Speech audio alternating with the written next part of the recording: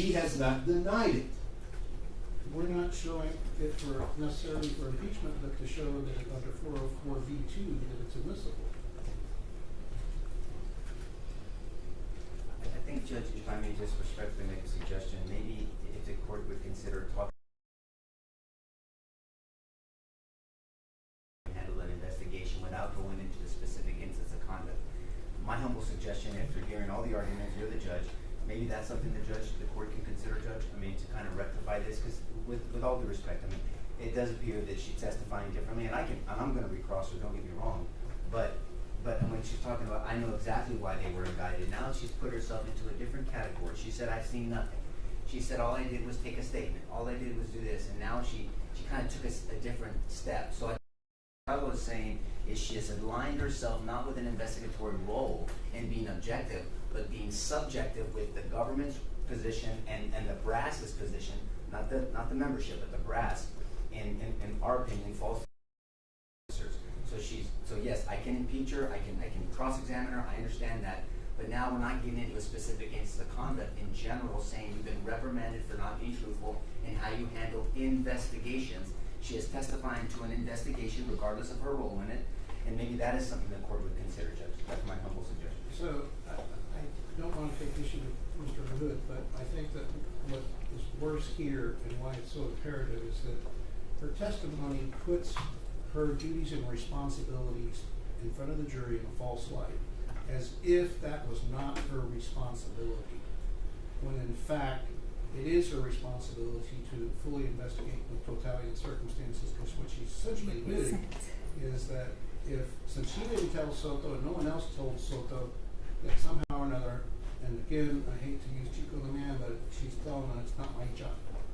And that can't be the case. And what we want to show is that, yeah, it is your job and you should have known better. And by saying it's not your job, you're not being truthful and candid with this jury. And that's relevant for purposes of presenting a defense for our client, Eleazar, Alejandro, and others.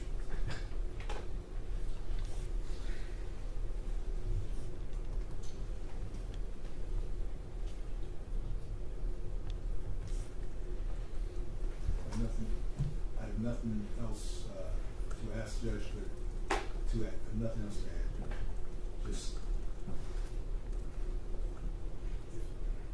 I don't believe she has admitted to it. I will simply say that impeachment follows if she denies it, but she has not done it. All right. Well, I'm not saying we're trying to impeach her per se, Judge. Veracity is always at issue, Judge. We're going to be a witness. We all know that. Both sides know that. And so I think it's more in that vein. I understand what counsel's argument is, but we're not trying to quote-unquote impeach her specifically. It's veracity. She's put herself in a false light, and we should be entitled to correct that false light. And I think that she essentially has opened the door by suggesting that she's never done anything wrong or incomplete in an investigation. If someone, she's essentially put her character into issue by saying it's not her job and she did a complete investigation.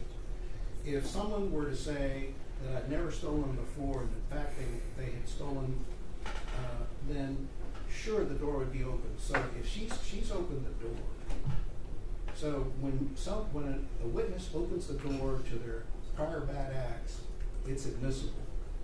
I think this court, on that basis alone, should allow this because she's put herself in a false light, trying to say I did a complete fair investigation, when in fact she didn't. And she knows better, and in fact she has messed up investigation. Your Honor, and that's where counsel exceeds what he's trying to say. She never testified she did a full and complete investigation. She said her role was to take interviews of officers. One of them is one of the shooting officers of the OIS. She took two others. And she said, that is all I was tasked to do. She did not deny it. And then everything else, counsel asked if she did this, she did that. She responded, those were not my duties. On this case, as she was assigned by her leadership, she has not denied anything. If the court were to allow it, I would a continuation or a nuance of Mr. Hood's suggestion, then maybe the question might be, have you ever done an incomplete investigation and or been disciplined for it? But I would still come back to she has never denied it, therefore there is no basis to impeach her with it. Your Honor, the counsel's suggestion that somehow or another that there's no connection between her role in this investigation and this case is specious, and I'll tell you why. Procedure 707 is crash investigation, and she was a patrolman at the time this happened. She's not required under SAPD policy to investigate crashes. The traffic investigative unit made up of detectives is required to investigate. And so she takes part in the preliminary gathering of facts and information. And so there's an analogy to this case.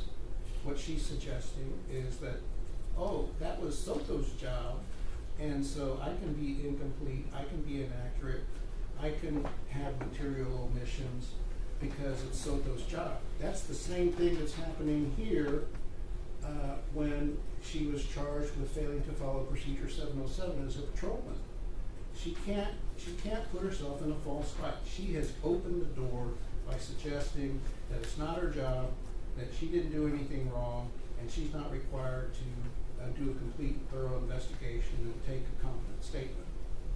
That's why this should be elicited. Your Honor, that is a blatantly ridiculous argument. The homicide unit works collaboratively, particularly when they have OISs. Detectives will come in, they're given different parts of that elephant to eat collectively together. She was doing her role. She said, this is what I was assigned to do. Had she been given additional assignments, I'm sure she would have carried them out. Along with, I'll still go back, it's over 10 years. If you were impeaching a witness in a criminal case, that is the nexus of too remote to bring up. It is an impossibility. There is no time limitation when someone puts themselves in a false light. They have not addressed that she has put herself in a false light. She has opened the door by saying it wasn't her job, that she doesn't have to do a complete investigation. She's not required to look at the video. She doesn't need to do the totality of the circumstances. She has put herself in a false light. Because she's put herself in a false light, we're entitled to correct that. She can't put herself in a false light and then have the defense being unable to attack her credibility for putting herself in a false light. All right. Just one final, Judge. Yes. She has testified that her duties were to take statements. I believe it was Officer Neary, Defendant Flores, and there was one other person. And she set up interviews. My point is, she did those assigned tasks completely. Her assigned duties incompletely. They want to expand it when she was not the filing detective. She did not seek the warrant. She did not sign the warrant. She did not do anything other than the task she was assigned. And that she did completely and fully. All right, so I've reviewed the law. If I conduct a 403, the prejudicial value is low. I think the probative value is low. I like the idea of splitting it and only admit the document if it looks like defense. You can't do it without. You can't impeach her without the document. Her role was minor. So again, I'll let you ask questions about it, but at this particular point, I won't allow the admission of the document. Anything else? Just for clarity, because I want to make sure none of us violate your instruction, Judge. Yeah. So you're saying we can ask her about the suspension for untruthfulness and how she conducted an investigation to not enter the document and leave it at that? Yes. Your Honor, again, if I understand that suspension, it was not for untruthfulness. And you'll have the ability to redirect. Anything else?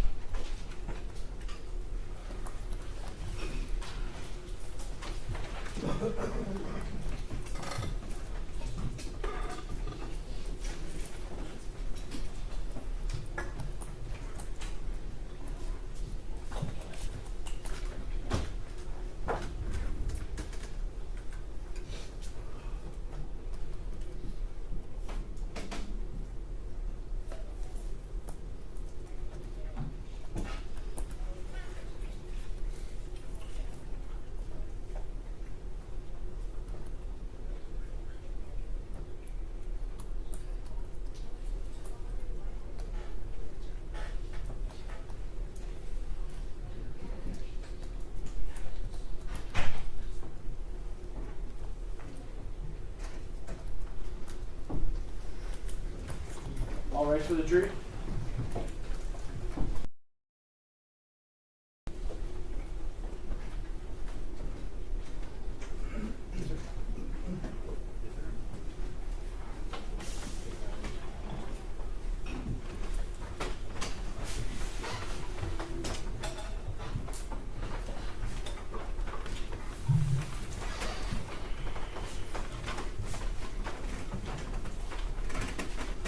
You may be seated. All right, welcome back members of the jury. Defense?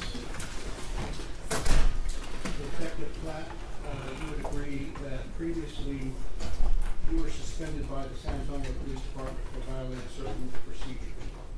Yes, many years ago.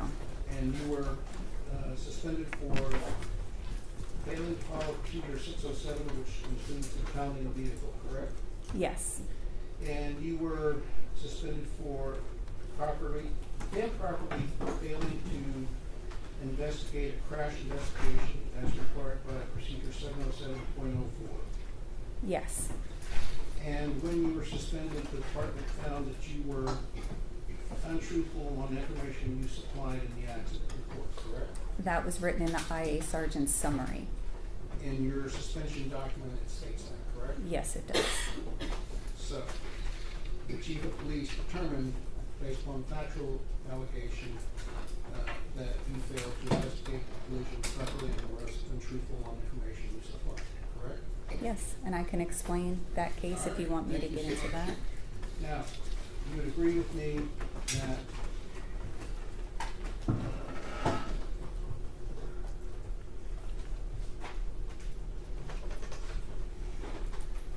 I think I need sound on this.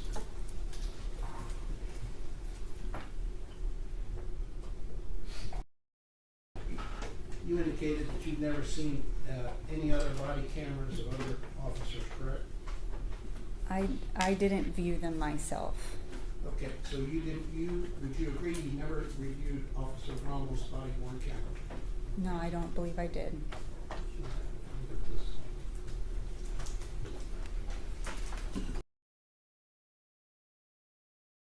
Alright.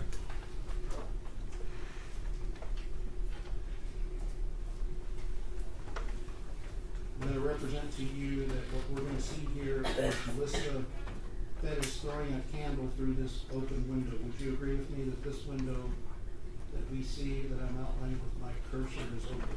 It appears to be open. It appears to be open, okay. Let me change the speed setting on this.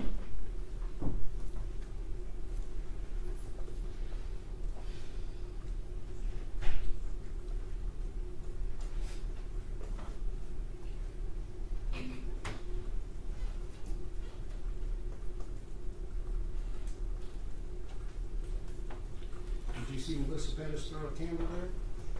I saw someone come towards the window. I didn't see. All right. You can play it back. Fair enough. It was pretty fast, so I'll play it in slow mo for you.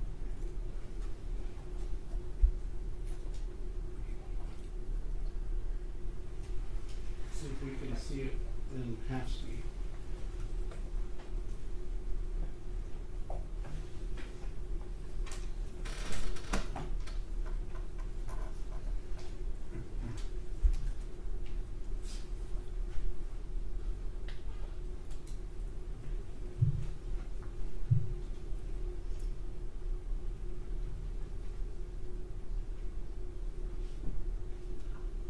Did you see her throw the candle then?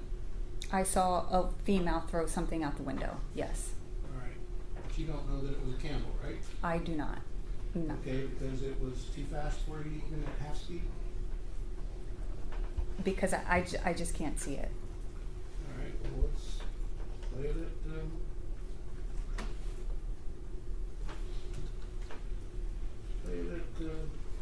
quarter speed.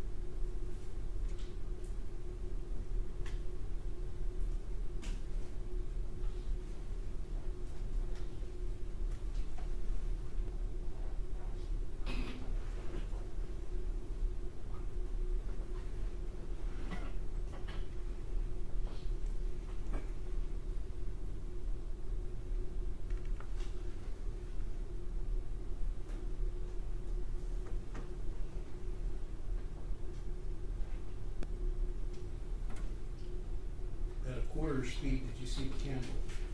I saw an object. All right. So even at a quarter speed, it was too fast for you to see a candle, correct? Yes, All right.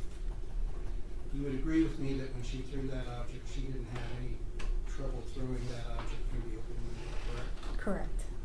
So she was unobstructed when she threw that object, correct? Yes, All right. Just gonna show you one, and you've never seen that video before, correct? correct.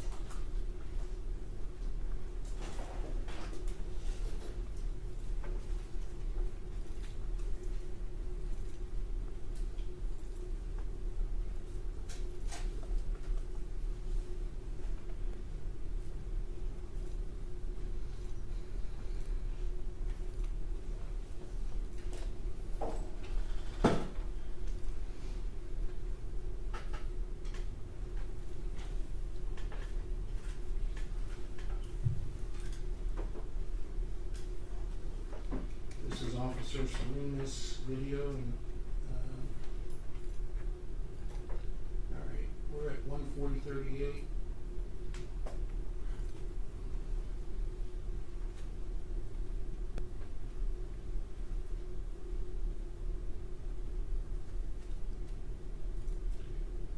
This is Melissa Perez. It's 1:40:48. Notice where she's located. In 2 seconds, I'm going to represent to you that she's at this window swinging a hammer, and I'm going to slow it down since I want to make sure that you see it happen.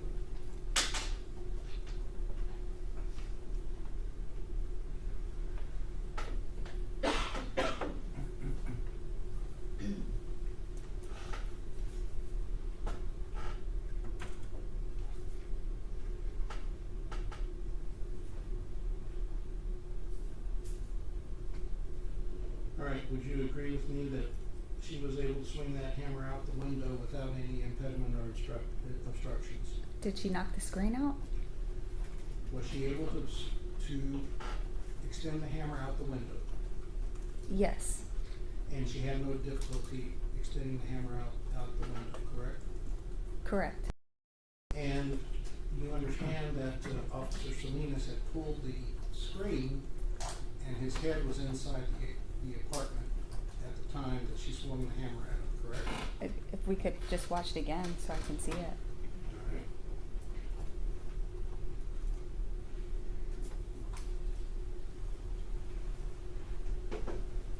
Oops, we need to back up a little bit. She needs to sweep back.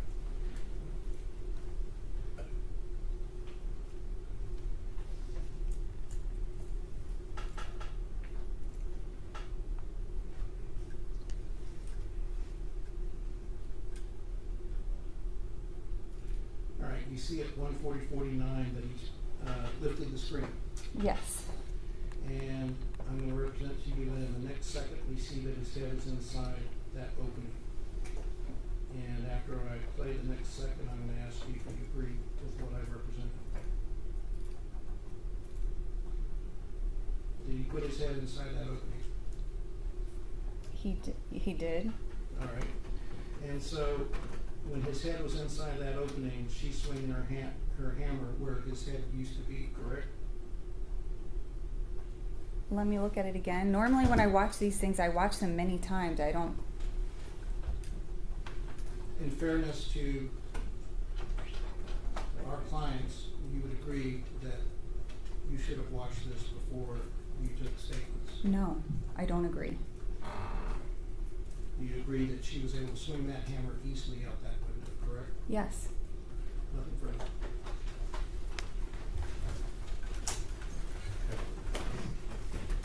Judge, even though I'm back here, I'm gonna stay seated, if that's okay? Yes. If you'll take, Yep, thank you.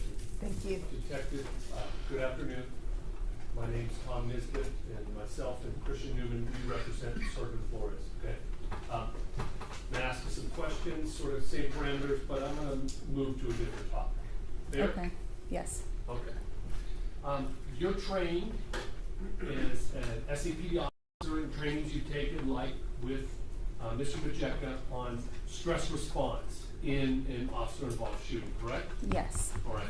And it's actually called a stress survival reaction that an officer or a person undergoes when they're in that fight or flight response, right? Yes. Okay. It triggers, as you're trained, their sympathetic nervous system, and it has all these physiological effects on their body, right? Yes. Okay. It affects their physiology, meaning their body, but it also affects their psychology, meaning their mind, correct? Yes. All right. And you're trained that in a half a second, their heart can go from 70, 75 beats per minute all the way up to 220 beats per minute in a half a second.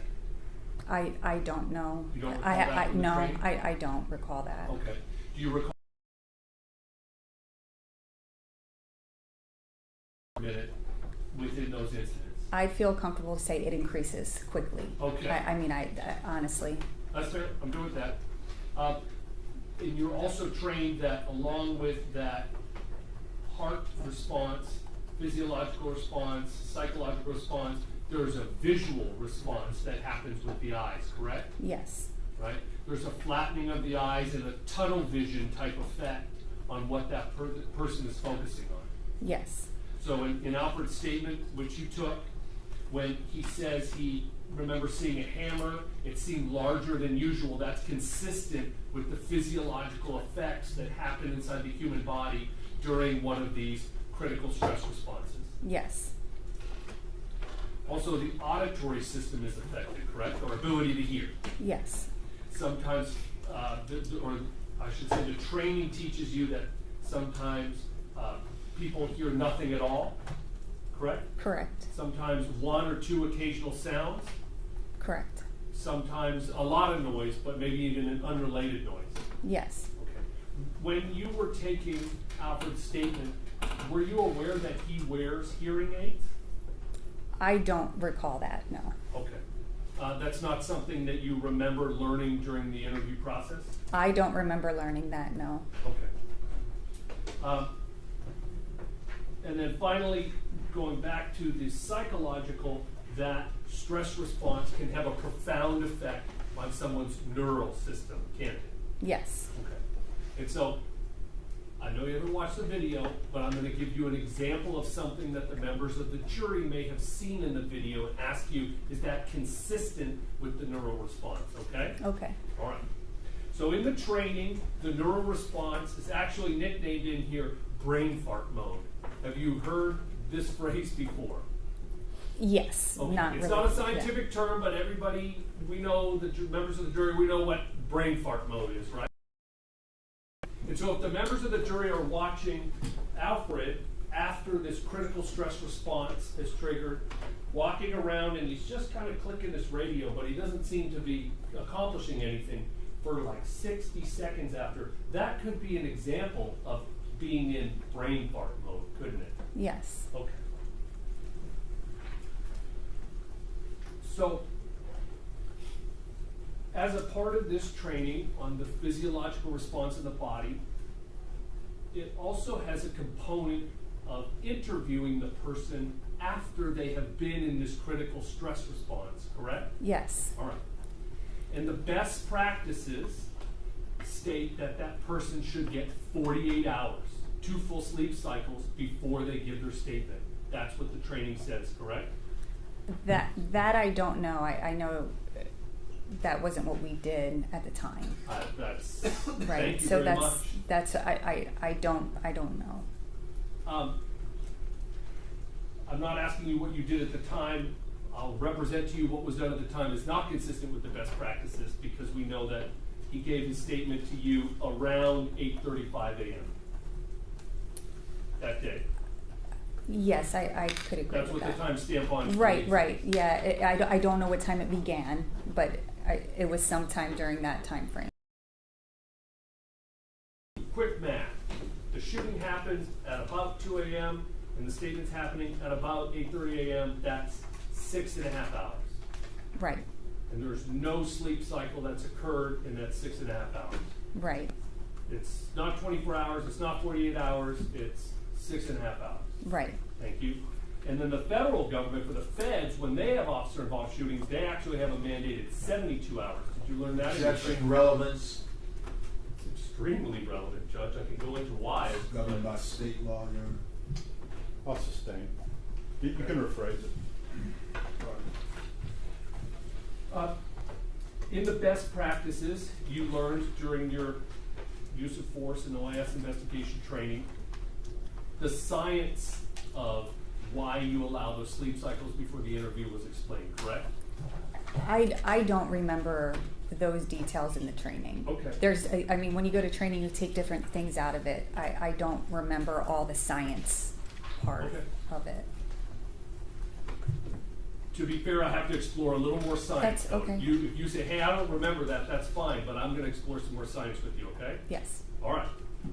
30% of what happened is all an officer can recall in the first 24 hours. Do you remember learning that? No. Okay. 50% is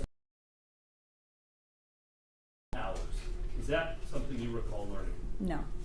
75 to 95% is recall for 72 to 100 hours. Do you remember learning that in the training? No. Okay.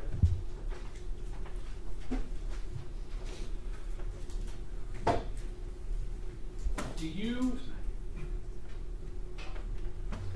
well, just to, I know you've already said it 10 times, but I'm gonna make you say it an 11th time.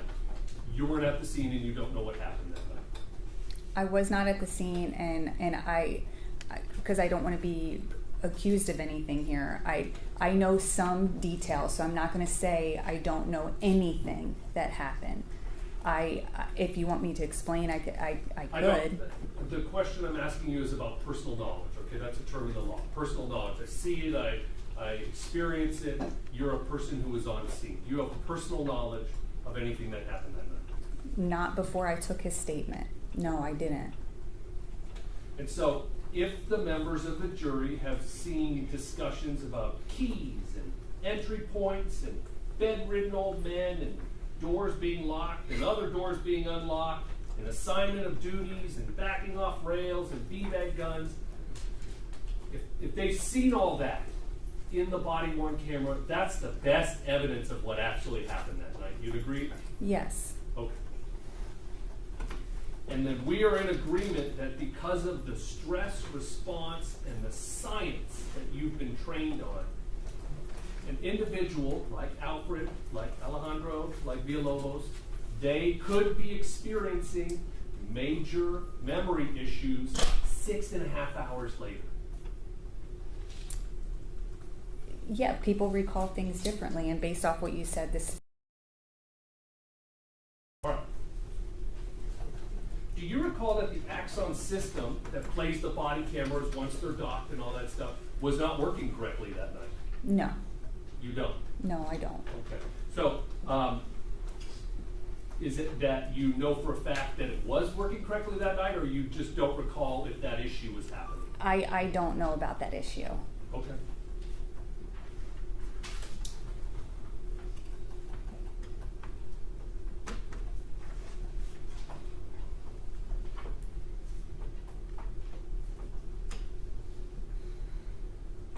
Detective, you had a quote, and you said that I like to view everything that's pertinent before I make a decision. Is that?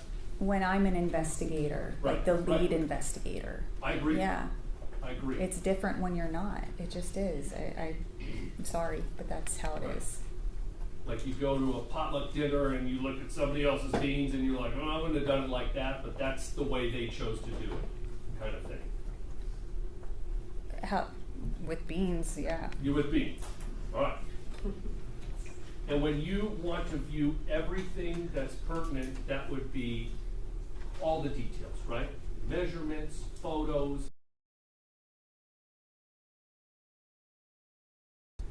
And if you didn't have all the information or you didn't have all the details when you made your decision, that's not the way you would investigate a case, correct? No, I wouldn't. Okay. You said cursive?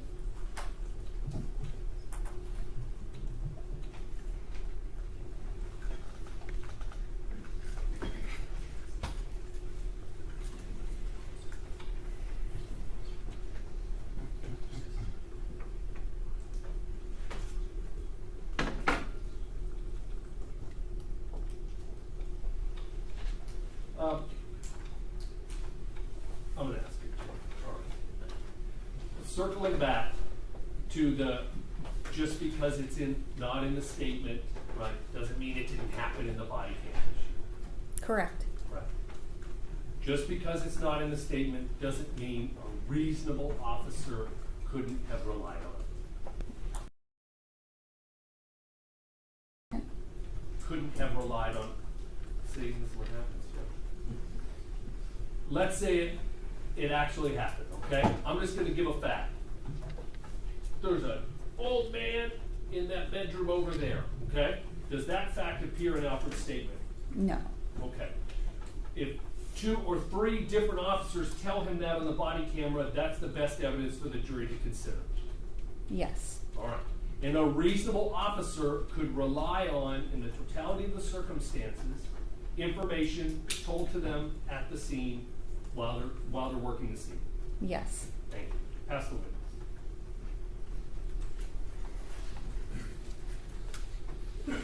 Detective Platt, when Mr. Cifuentes asked you about that past difficulty of starting to explain, what do you want to say?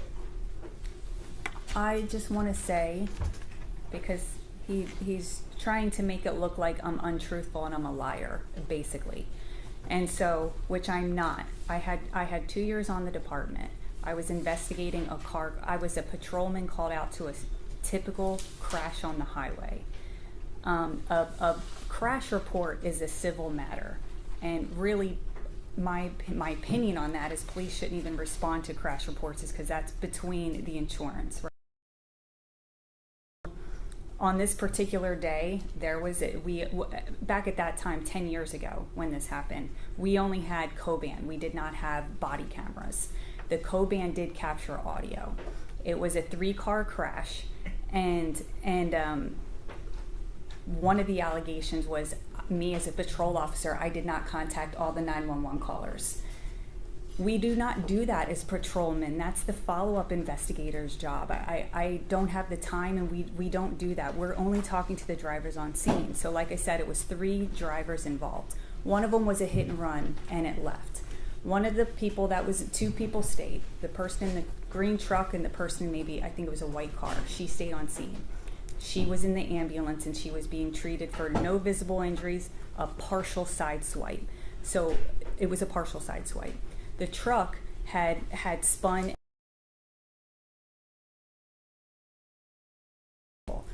The lady told me that it was the black car that hit her. It was recorded on my Coban. Why the IA investigator did not listen to that, instead took her word, because she came into the sub 2 weeks later to say I lied on the crash, was on Coban and recorded. And so, and there the 911 caller, which I did not contact, the 911 kind of erratically, but the black car hit the white car on the 911 call. So it blew my mind that I got in trouble for this.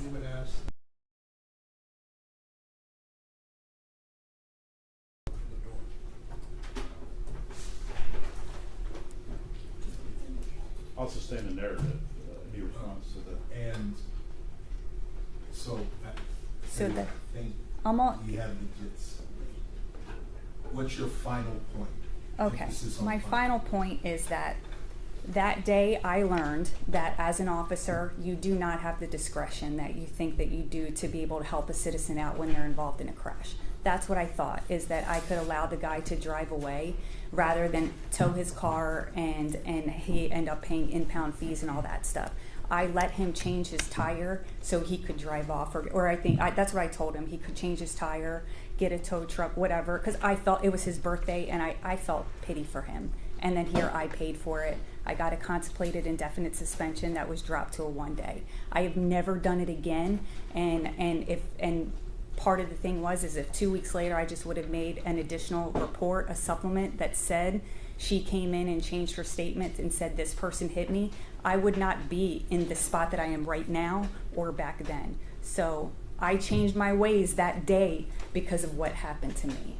The worst thing that happened to me in my life and my career. Thank you. When we began on direct, you said that you've worked approximately 40 to 50, been lead investigator approximately 40 to 50, lack of a better word, conventional murders, non-OIS murders, right? Yes. How many walked the warrant within 24 hours? My cases, it would have been an on-site arrest, or the warrant was not walked within 24 hours. Okay. But is that you decide to go get a warrant in an investigation? What do you have to have? Probable cause to walk a warrant for anything. And if you have the evidence, is that what you expected to do? If to write a If warrant. you have the evidence to sustain probable cause. Yes, if you have the evidence for probable cause for an arrest warrant, then we call it walk the warrant. You get the warrant issued. And is that specific to violent crime? No, it's all crimes.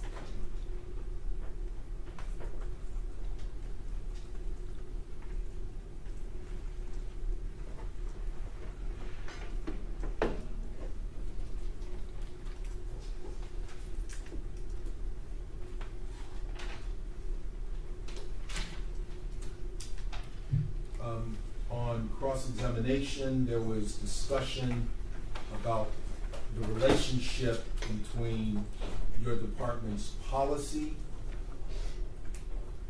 and the law. And you recall Mr. LaHood came up and reviewed a section out of Chapter 9 Right. of the Penal Code. Yes.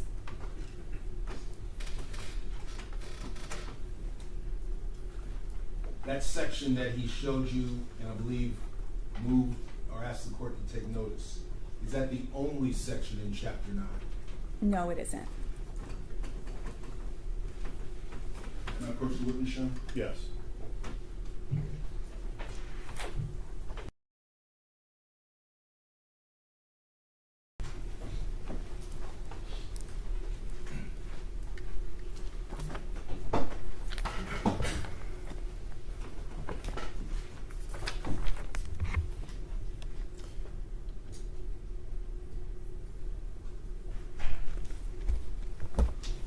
What section is this?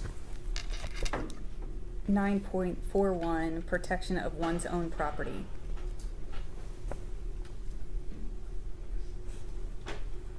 Would ask the court to take judicial notice of Section 941A. A person in lawful possession of... Objection. This is not, the court has already ruled on this, that this is not being acquired into. The court's... Because you made a ruling, Judge, this doesn't apply to police officers, and we talked about that outside their presence, I think they heard some of it. And so counsel knows that you made a ruling on this, because that's not the law, it's not applied to officers, so it's a little frustrating, Judge. I don't know if you want to do this in front of the jury or outside their presence, but he knows. Are we happy to approach This is now? an intentional violation. Yeah, you got this one. Sorry. Sure.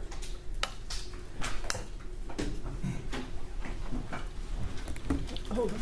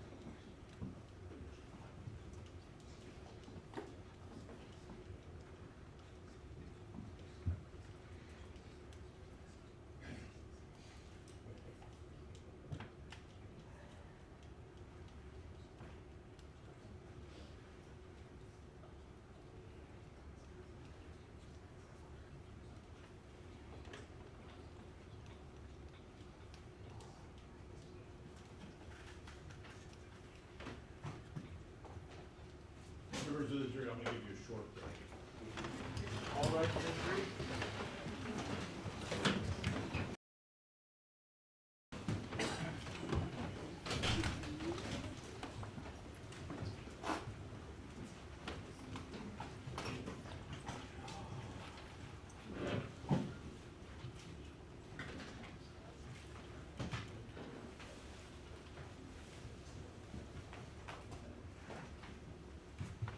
Please be seated.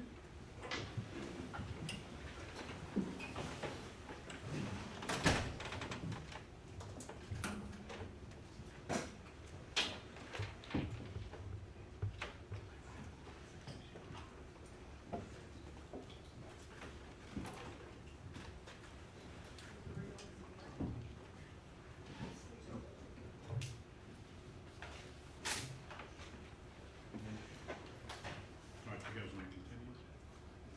And I think the court heard all of our arguments, Judge, and then from the fact that, from your previous rulings to the way that the state is asking this question, to the fact that even though I know the government is saying that the black letter law is a black letter law, but these defenses to property, person, self are defenses to prosecution. So the state, in a very creative way, but it's an inappropriate way, is turning this into, number one, the deceased as the defendant, which she's not, although our argument is she should have been, but she's not. The bottom line is, she's not in court sitting in one of these chairs. And then number two, they're turning into a quasi motion to suppress against the officers, not justifying the entry, so justifying deadly force against them. It's odd. No defense attorney has ever made that argument. No prosecutor has ever used this theory in defending or prosecuting an officer, or anybody for that matter. I asked Mr. Lehman last time, in his 37 years of experience, he said he didn't say anything, that speaks for itself. But as Jason said, there's no courtroom in Bexar County or in any county in Texas. That's why earlier I never heard it with all your experience. And this jury arguably is already confused.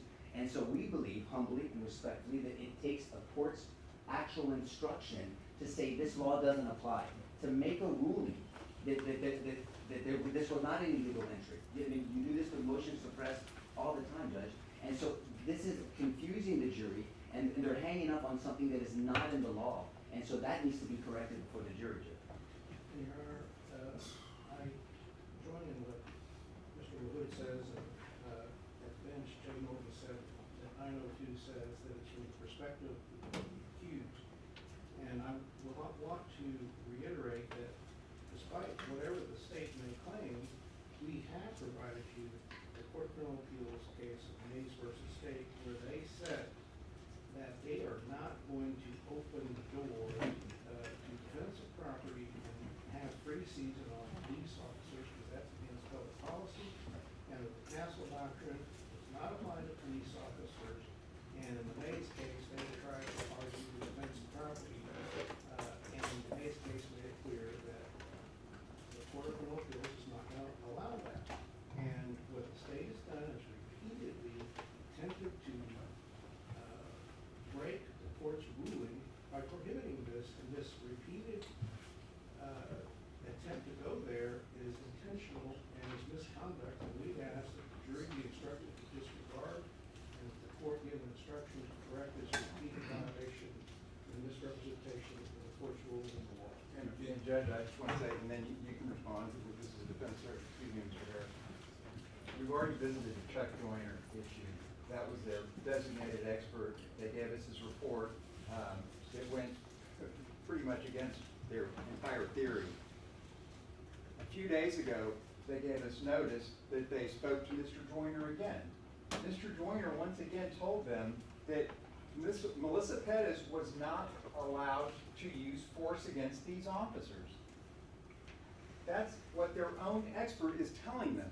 I don't know how much more in bad faith prosecutors can operate when everybody is telling them what the law is, and yet they come up with this. And 9.31 does not have any, it doesn't address law enforcement. The unlawful arrest, the illegal arrest, that specifically addresses police officers. It would be chaos if we were to logically follow what these men have been trying to promote. And the court has already ruled they can't use the phrase illegal arrest, so then they try to go around by saying, oh, well, they were illegally on the property, and so then she could use a, and they haven't even denied the argument that if she would have beamed one of these officers in the head with a hammer, as Officer Salinas said, hey, you guys were guilty of burglary of a habitation. This is open season on law enforcement. You would have walked her on this issue. David. You would have, you would have. Hold on, stay. And, Your Honor, and again, it's not my intent to go against the court's ruling, simply in advocating. I'm as passionate as Mr. Hood is in advocating his point. That was my only point. As to the other aspects, the defense wants to keep continually focus on the assault on Officer Salinas. Black letter statutory law is clear. To enter a residence, you must have consent, a warrant, or a recognized exigency. The facts, because this has all been before the jury, they know how long and the delay is. When we talk about the department's policy 502, compare it to the statutory black letter law, they are verbatim. In such that when the jury has to ultimately consider the reasonableness, what the officers are trained, what's expected out of them to comply with statutory and black letter law in the same class, that is germane to assist the trier of fact in assessing their reasonableness. It, as they continue to say, we go to the totality of all the circumstance. And that is the only reason I intend to try to get to it. They went there with this witness on 9/3/2. I was trying to respond in kind. Understand how the court may rule. But the rest of it is relevant and germane. Your Honor, if the defense is wishing to abandon relying on section 9.31 and 9.32, which requires for them to use deadly force, they have to be responding to unlawful deadly force. That's what's in those statutes, that they're responding to unlawful deadly force. If they're willing to abandon those and use the specific provision of 9.51 that gives the authority to officers to use deadly force in situations where it's an arrest or a search, that's the more narrow provision that Mr. Del Prado had mentioned about. If they're going to rely just on 9.51, it doesn't mention in there unlawfulness of the force being used against them. Then they can rely on that. If they're going to abandon 9.31 and 9.32 and rely simply on 9.51, then we won't go there. We won't need to go there. Okay? We're not going to be held hostage to a misapplication. But if they're going to use, that's a misapplication of the law. We don't have to abandon anything. It's our but if they're defense. going to use 9.31, it calls for proof. Of what? A proof of what? Proof that to use force, they have to be confronted with unlawful force. And if she's not acting haven't. unlawfully under 9.41, then we ought to be able to point that out. We ought to be able to point that out. Your Honor, if I could, I know there's been a lot of talking. I have a different point that I do want to put on the record on behalf of our clients, because I think it's important when consider the prosecution trying to use a defense. The code, first of all, isn't built for that, because what is a defense? Because it's not an affirmative defense. What is a defense? A defense means that the people opposing that defense has to disprove that defense beyond a reasonable doubt. And it places a burden on us to disprove beyond a reasonable doubt that she was acting in reasonably and immediately necessary in defense of her property. So first it shifts the burden over to us, which is unfair. The code has no provision for saying that the state has to prove that beyond a reasonable doubt that she was acting in defense. And there's no charge that the court can give. Because the way the defenses work is when they assert the defense, usually it's because, as Jay said, the code is designed for the defendant to do it because the side with the burden has to disprove it beyond a reasonable doubt.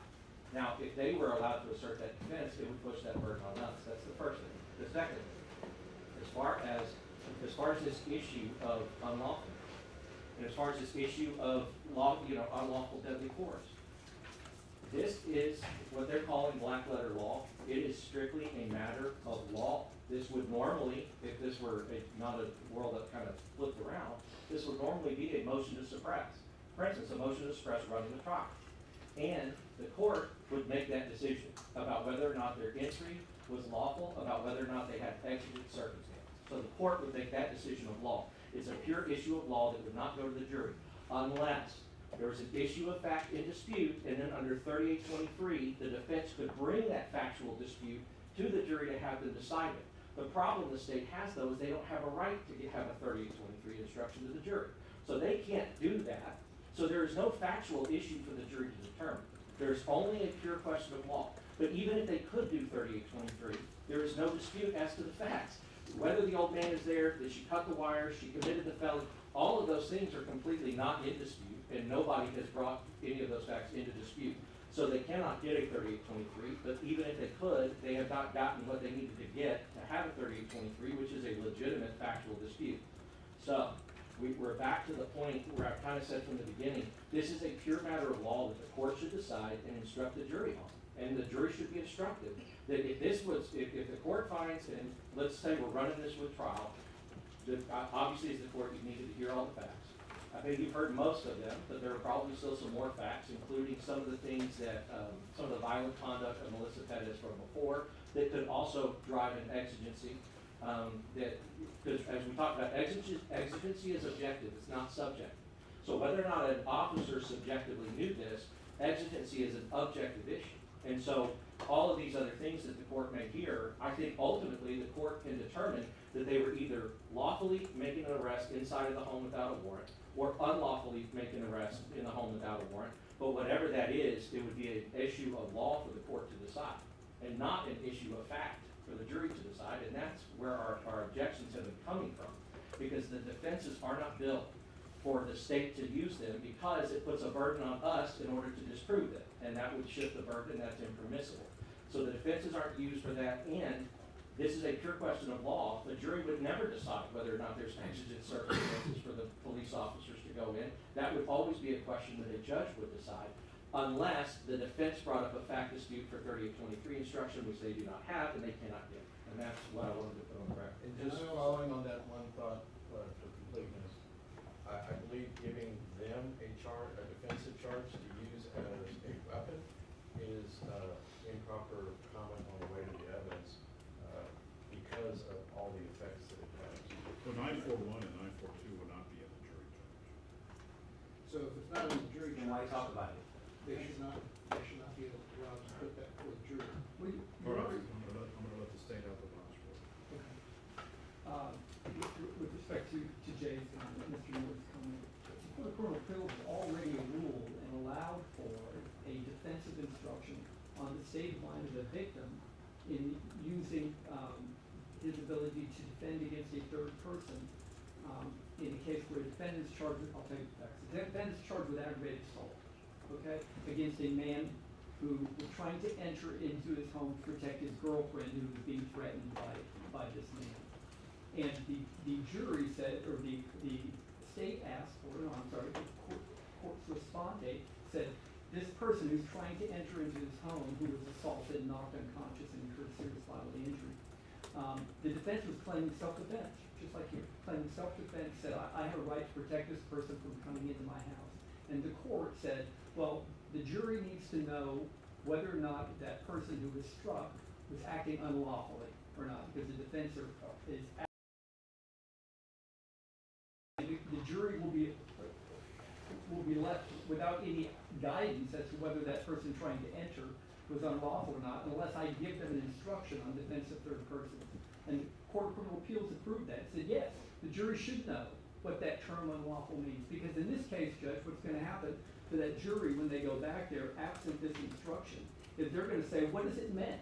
What does it mean in 931 and 941? I'm sorry, 931 and 932, when it says that the officer has a right to use force against this woman, believing that she was using unlawful force against her. They're going to want to know, was she acting unlawfully? And they're going to look to you to give an instruction on whether or not she was acting unlawfully.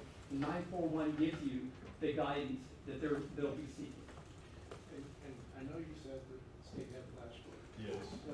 They have played out how she has schizophrenia. And the Mays court basically pointed out that the person who was mentally ill in that case could not go over reasonable belief. So they can't even lay the predicate. That wasn't for a unlawful. They cannot lay the predicate for a reasonable belief. So in order to be able to get that, what they're requesting, they have to prove that there's a reasonable belief, even if you were to disregard all the arguments that have been made by my co-counsel that it doesn't apply. So they can't even lay that predicate that this person had a reasonable belief. And then on exigency,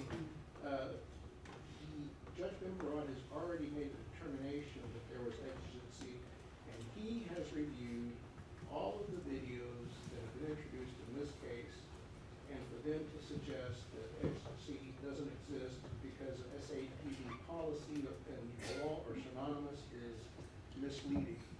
And, you know, for him to suggest that they're synonymous is not the case. The PD can have a policy more restrictive than case law. And Judge Bimbrod did say that the exigency was the fact that the old man was an invalid and she was not in her right state of mind. I said I'd love to say that one word.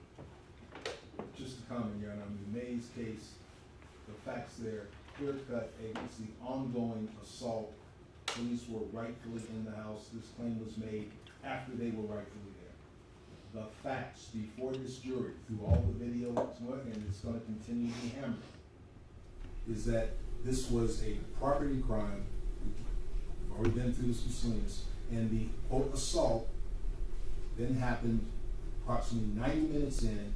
Thereafter, everything reacts to Officer Salinas. A separate set of facts where, as the time dissipates, the exigency to respond and pierce that home, that importance negates as that time increases. That is a simple fact. That is why the statute calls for consent, a clear-cut exigency, or a warrant. It's even in the body cams that are in evidence. Patrol officers are whispering about it. Do we have a warrant? Is anybody getting a warrant? That's going to be before this jury. Not to mention what Ms. Perez is also saying. To clearly 1405 has to be permitted to go into this. All right. All right, it's 9:15. We're gonna bring the jury back in. I'm tempted to let the officers go. All right, so again, I'm gonna sustain objections to 941 and 942. They haven't been triggered by the factors related to 942. Anything else? We'd ask for an instruction to disregard. Okay, I'll instruct the jury to disregard the last question. Are we gonna continue proceeding this evening? We'd like to try so we can try to complete and move this witness along. Okay, all right. I assume, Judge, you're not gonna want me to start crossing her tonight, right? You'll let him finish and then we're passing, then we'll start tomorrow morning? Or no? Monday. Monday, okay. Monday. We're not Saturday. going tomorrow? Saturday. No. No trouble tomorrow. Scheduling. We have docket tomorrow. You don't need me? Those other things.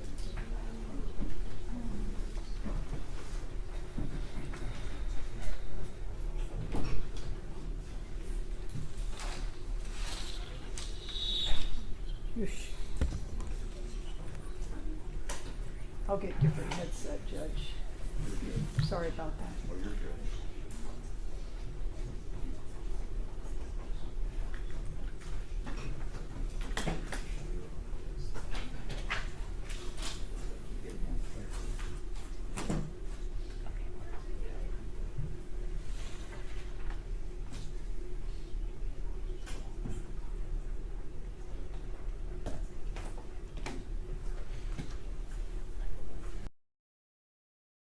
And Judge, will you give him an extra good instruction watching me go on his TikTok and podcast. Only David watched. All right for the jury?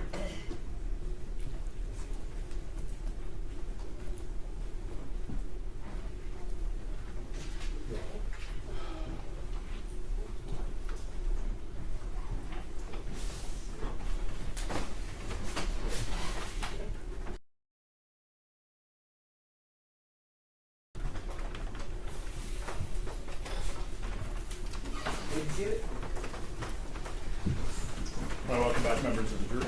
I'm going to give you instruction to disregard the last question asked. State you may continue. There are, The instruction on 941. disregard. Yes. Disregard any reference made to 941.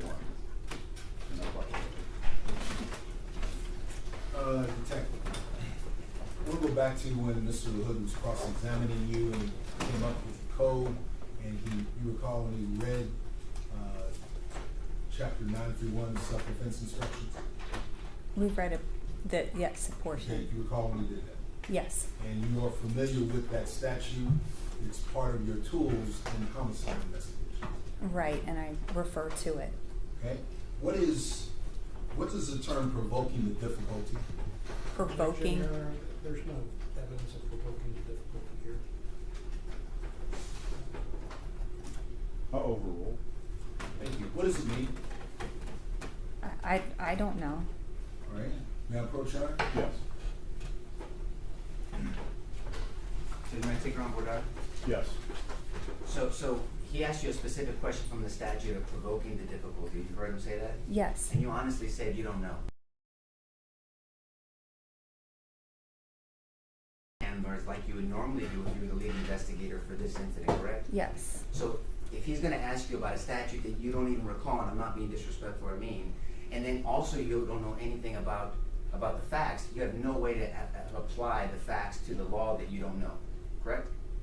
I don't know that portion. But he's gonna ask you about that, so you can't answer a question about provoking the difficulty, and you have no idea, well, it doesn't apply here, but you have no idea if it would even potentially apply here, right? Right, No further questions, Judge. So we ask that he not go into this questioning. If he wants to propose her as an expert, then we'd like to do a 705 hearing, which we have a right to a Dahlberg hearing, and we'd like to cross-examine her extensively outside the jury's presence to show, with all due respect, her lack of expertise in this field. You know, if I could have the court reporter read back her answer to my question. She answered my question. I understand. Yeah, and the parties can remember that the court's going to instruct the jury on the law. Yes, Your Honor, but I believe I asked if counsel had read her 931, and I believe her answer was, I use that in my practice. That's my, and I'm just following up and exploring that. But that was not what we objected to. We objected to provoking difficulty. It is a portion, it is a paragraph under 931, which she has testified she uses in her job. Well, Judge, if we'll recall, I asked her about 931B2 specifically, and she read it. I didn't read it, by the way, and she didn't recall it. We went over it. You talked about resisting arrest. But she's not a fact witness, right? And she's not a legal expert. She's not sustained the objection.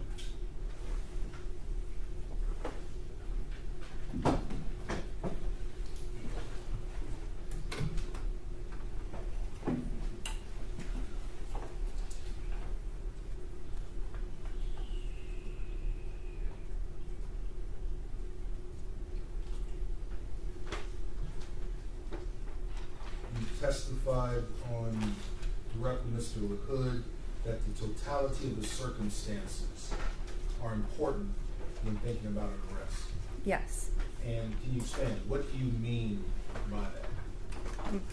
By reviewing all of the facts in the case, everything that you know, that's basically the totality.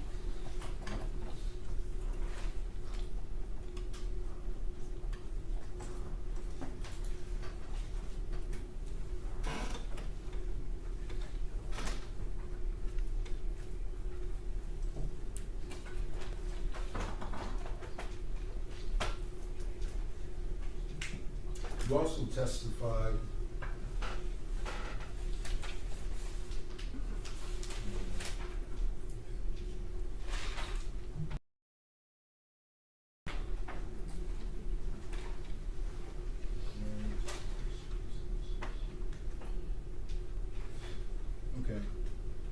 recall a statement, I think it was when Mr. Cifuentes came on, and you said you try to put yourself in the shoes of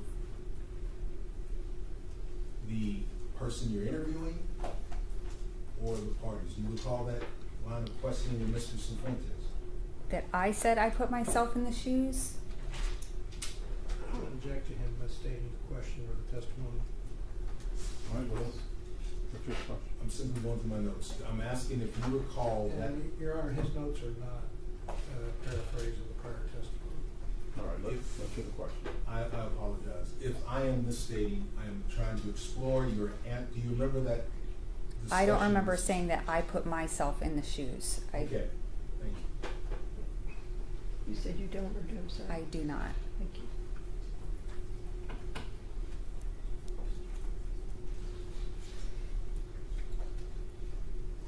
Okay. Further on with cross-examining Mr. Cifuentes, there was discussion about exigent circumstances. And he indicated there being no time to react or decide. You had a comment back on that about a barricaded subject. What was your feeling to his statement? Objection, she doesn't know the facts of the case, and so she can't have feelings about whether Melissa Perez was in fact a barricaded subject. I'm asking her to follow up with what she has already told counsel on cross-examination. She's not an expert. I'm not And she asking. doesn't have factual knowledge of all the facts. He elicited the response on his question, Your Honor. I'm redirect. I am trying to follow that up. You can rephrase your question. Okay. Do you recall that line of questioning from Mr. Cifuentes? Not verbatim, I don't. Would it be possible that the court reporter go back to that portion for the question and the answer? I would object to the court reporter going back to the question proper for cross-examination.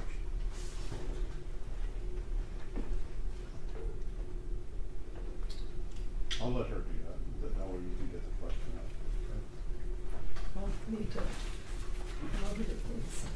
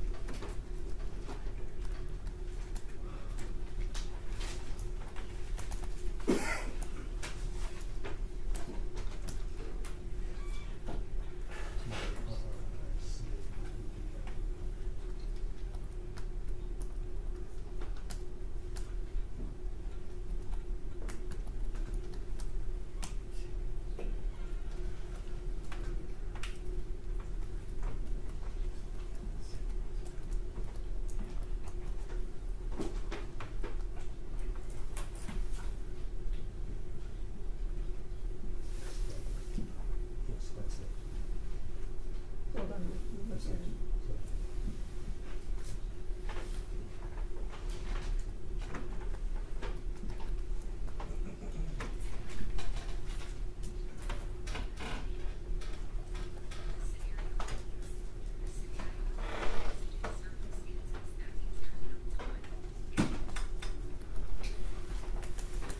It'll just take me a minute, Judge. Okay.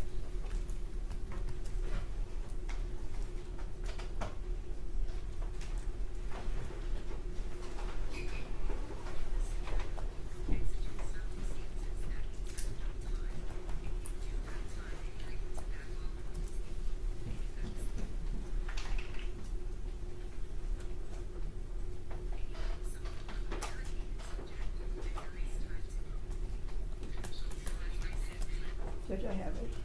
All right.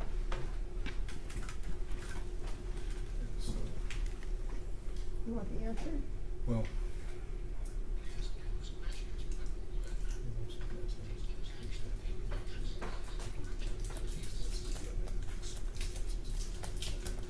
both of them? It's the question and then the answer. Your Honor, if you're ready. Yes. The question from Mr. Cifuentes was, an officer can ask endless questions when taking action, and being cautious is being urgent and of the essence. The answer is, if you depend on the circumstances, if you have exigent circumstances, that means there is no time. If you do have time and you are able to back off and able to contain, and you have more of a barricaded subject, then there is time to communicate. Give me 1 second, please. Okay, I'm ready. Yes, sir. Are you familiar with the term of a barricaded suspect? Yes. What is a barricaded suspect? A person who is in a location and essentially they're barricaded and usually armed. Okay. And what is unique about having a barricaded suspect, from your experience, if you know? With a barricaded suspect, normally, if they're not a direct threat to you, which usually they're not, if they're barricaded, you back off, you contain, communicate, control the scene, call SWAT, all of those things. Okay.